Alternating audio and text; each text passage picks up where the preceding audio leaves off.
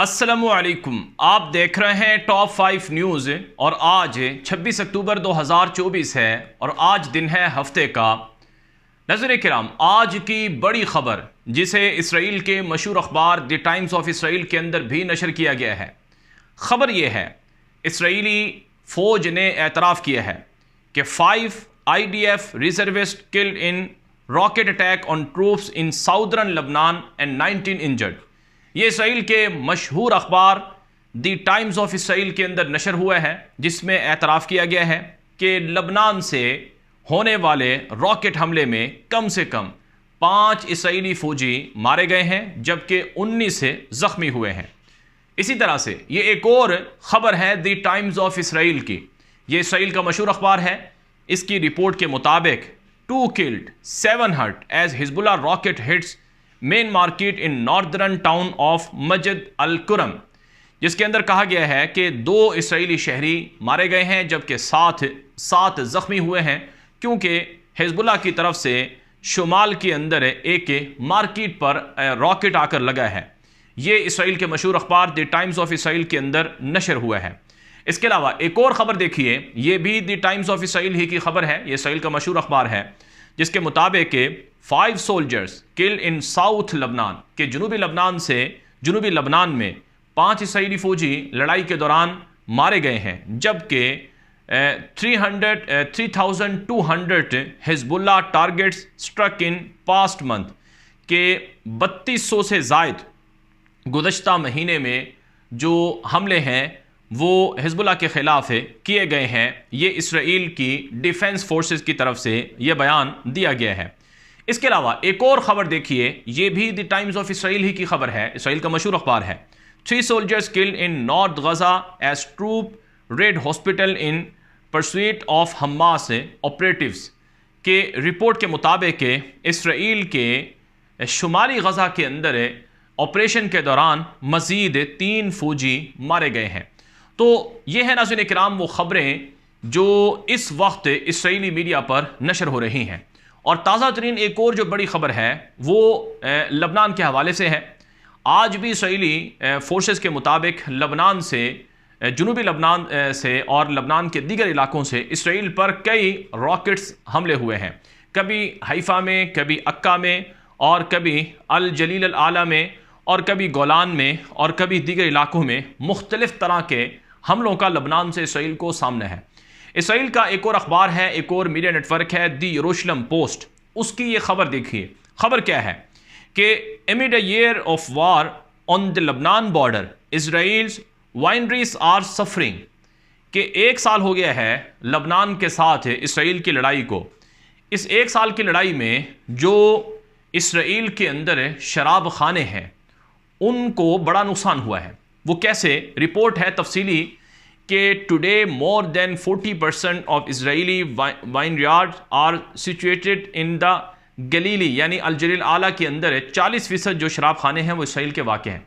जो लबनान के साथ वाक़े इसराइली इलाके हैं वहाँ पर अंगूरों के बागात हैं, और जो उस इलाके का नाम है अल जलील आला जो लबनान के साथ वाक़े है। वहाँ पर अंगूरों के बागात हैं इसराइल के, और इन अंगूरों के बागात के ज़रिए से वहाँ पर बड़े बड़े शराब खाने हैं, और शराब की एक बहुत बड़ी इंडस्ट्री है इसराइल की जो वहाँ पर चलती थी। लेकिन अब रिपोर्ट के अंदर इस द यरूशलेम पोस्ट की रिपोर्ट में बताया गया है कि वहाँ जितने शराब खाने थे वो लड़ाई की वजह से अब बंद हो गए हैं या मुतासर हैं, और फिर जो रॉकेट्स आ रहे हैं लबनान से उनकी वजह से वहाँ जो खेत हैं, बागात हैं, वो सब कुछ जल जाते हैं।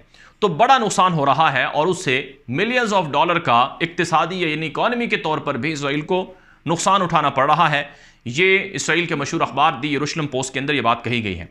एक और ख़बर सुनिए। द यरूशलेम पोस्ट जो इसराइल का मशहूर अखबार है उसी की ये रिपोर्ट है कि voices from the Arab press, के अरब मीडिया से ये आवाज़ें आ रही हैं कि विल लबनान डिफीट इसराइल, कि क्या लबनान इसराइल को हरा देगा?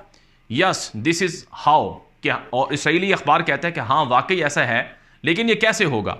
तो इस वक्त इसराइल को लबनान के फ्रंट से बहुत सी मुश्किलात का सामना करना पड़ रहा है, और ये जो मुश्किलात हैं ये ख़त्म नहीं हो रही है। हालांकि इसराइली वज़ीर आज़म ने कहा था कि हम लबनान में अपने जो शहरी हैं उनको उनके घरों में आबाद करवाएंगे। एक और ख़बर देख लीजिए, ये भी खबर है दी यरूशलेम पोस्ट, जो इसराइल का मशहूर अखबार है, ये उसकी खबर है।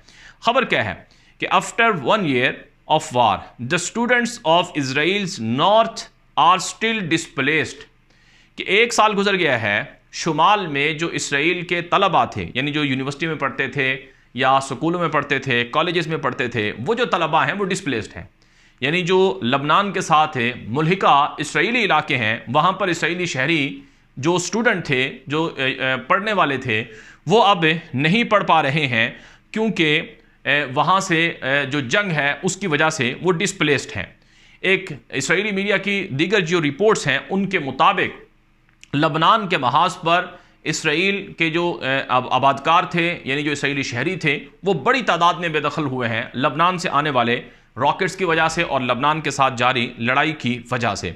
और इसराइल के अंदर जो शहरी हैं इसराइली, वो ये सवाल उठा रहे हैं कि आखिर हमें लबनान के मिज़ाइलों से कब निजात मिलेगी। तो नॉन स्टॉप जो मिज़ाइल हैं वो इसराइल के ऊपर वक्फे वक्फे से आकर गिरते हैं और इसराइल का आयरन डोम मिसाइल सिस्टम उन्हें इंटरसेप्ट भी करता है, लेकिन उसके बावजूद कुछ ना कुछ आकर वहां पर गिर जाते हैं।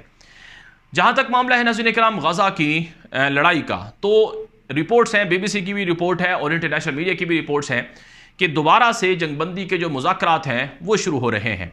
लेकिन जो गजा का शुमाली इलाका है उस हवाले से आज एक खबर आई है, दी गार्डियन, बरतानिया का मशहूर अखबार है, दी गार्डियन की ये रिपोर्ट है मेरे पास है।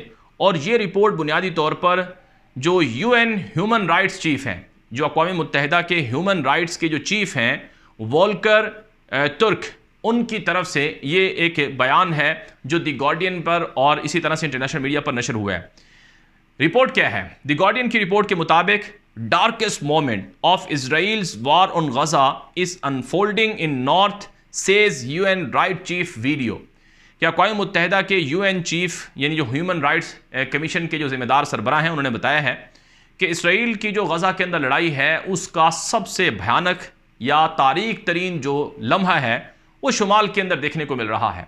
गजा के शुमाल में क्या चल रहा है? गजा का जो शुमाली इलाका है, बताया जाता है कि वहाँ पर हज़ारों की तादाद में आम शहरी हैं, सिविलियन हैं, जो मुश्किलात का शिकार हैं और वहाँ पर मुहासरे की वजह से, लड़ाई की वजह से उन्हें खाने पीने का सामान भी दस्तयाब नहीं है। और अक़वाम मुत्तहिदा के ह्यूमन राइट्स चीफ की इस रिपोर्ट में बताया गया है कि वहाँ पर जो ज़ख्मी हैं या जो मरीज़ हैं, यानी जो अस्पतालों में एडमिट जो मरीज़ हैं हॉस्पिटल के अंदर, उनको भी मुश्किलात का सामना है और उनके पास मुनासिब खुराक और अद्वियात वगैरह नहीं है।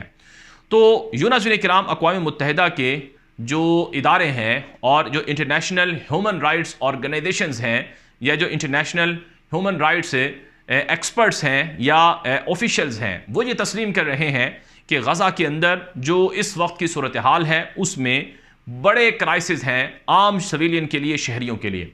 यही वजह है नाज़रीन किराम कि डिमांड की गई है फ़लस्तीन की हुकूमत की तरफ से कि अरब देशों में जो लोग रहते हैं और जो ओवरऑल पूरी दुनिया के अंदर जो मुस्लिम हैं, यानी जो मुसलमान हैं, वो गज़ा के लिए आवाज़ बुलंद करें, फ़लस्तीन के लिए आवाज़ बुलंद करें और एहतिजाज करें और ये जो लड़ाई है इसको बंद करवाने के लिए जो प्रेशर है वो बिल्ड करें।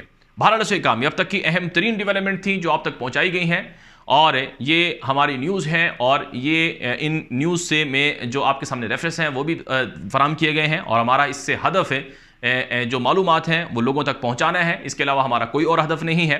तो आप हमारे इस नए YouTube चैनल को लाजमी सब्सक्राइब करें, फॉलो करें और इसे आगे नशर करें। हमारे जो मुतबादिल सोशल मीडिया अकाउंट्स हैं उनको भी आप ज्वाइन कर सकते हैं। अब तक के लिए इतना ही इजाज़त दीजिए। अस्सलामु अलैकुम रहमतुल्लाहि व बरकातुहू।